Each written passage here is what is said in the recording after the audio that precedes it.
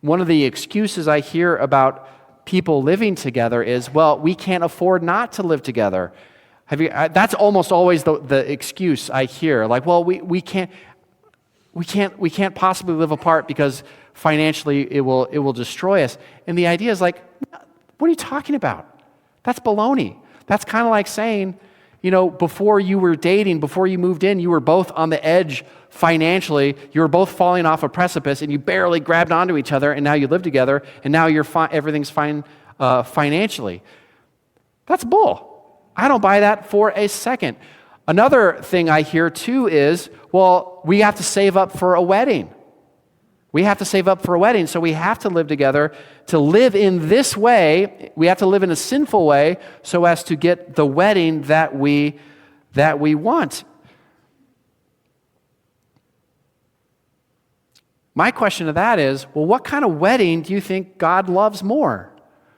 The wedding that's expensive, that costs a crazy amount of money, two people who lived in sexual sin before they got married, or the simple wedding that the engagement wasn't 10 years long, of two people who simply love Jesus.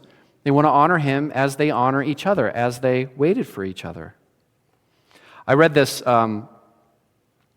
article, or I found it in an article of someone who gave basically like a vow, not a marriage vow, but a dating vow for someone that they're going to cohabitate with, someone that they're going to live with. And I think it's kind of interesting because it shows kind of the clear distinction between marriage vows and the vows of someone who just wants to live with someone else and get the benefits while not actually having the commitment.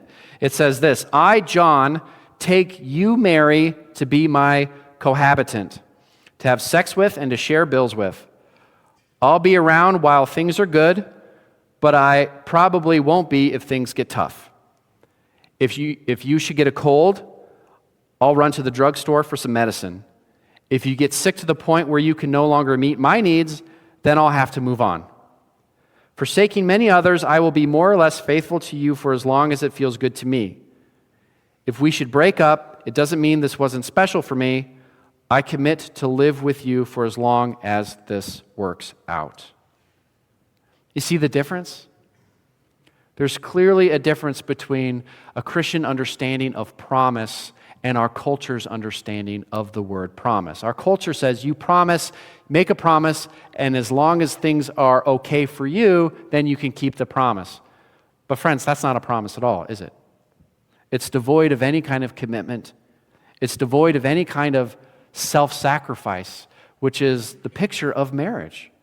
Self-sacrifice, giving yourself up for the other.